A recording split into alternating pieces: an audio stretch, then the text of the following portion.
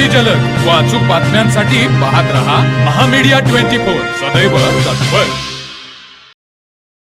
राज्यातील ज्या ग्रामपंचायतीची मुदत संपली आहे किंवा 28 फेब्रुवारी 2026 पर्यंत संपणार आहे अशा ग्रामपंचायतींच्या कारभाराबाबत राज्य शासनाने एक महत्त्वपूर्ण निर्णय घेतला आहे।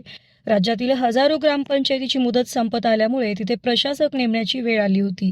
साधारणपणे अशा वेळी सरकारी अधिकाऱ्याची प्रशासक म्हणून नियुक्ती केली जाते। मात्र राज्य सरकारने आता जुन्या परंपरेला छेद देत विद्यमान सरपंचांनाच प्रशासक म्हणून काम पाहण्याची संधी देण्याचा मोठा निर्णय घेतला आहे। दरम्यान या घटनेत न्यायालयाने हस्तक्षेप करत मुंबई उच्च न्यायालयाच्या नागपूर खंडपीठाने पुढील आदेश दिले आहेत।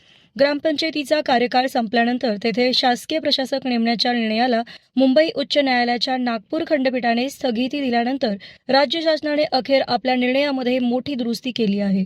आता मुदत संपलेल्या ग्रामपंचायतींमध्ये प्रशासक म्हणून शासकीय अधिकाऱ्याऐवजी निवडून आलेल्या सरपंचांनाच प्रशासक म्हणून काम पाहण्याची संधी मिळणार आहे।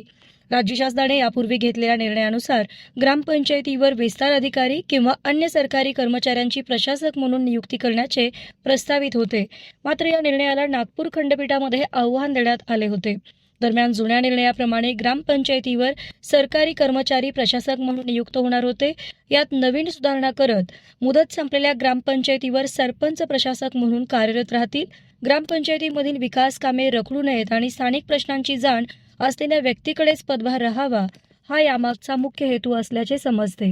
या निर्णयामुळे राज्यातील हजारो सरपंचांना दिलासा मिळाला असून आगामी स्थानिक निवडणुकांच्या पार्श्वभूमीवर हा राजकीयदृष्ट्याही मोठा निर्णय मानला जात आहे। यापूर्वी 23 जानेवारी 2026 रोजी या संदर्भात निर्गमित केलेले पत्र आता रद्द करण्यात आले असून नवीन अधिसूचनेनुसार कार्यवाही करण्याचे आदेश अवर सचिव बाम असोले यांनी दिले आहेत। या निर्णयाची अंमलबजावणी करण्यासाठी जिल्हा परिषदेचे मुख्य कार्यकारी अधिकाऱ्यांना आवश्यक त्या सूचना देण्यात आल्या आहेत। तर मग चला सबस्क्राइब करायला विसरू नका महामीडिया 24 न्यूज चॅनलला। महामीडिया 24 सदैव तत्पर।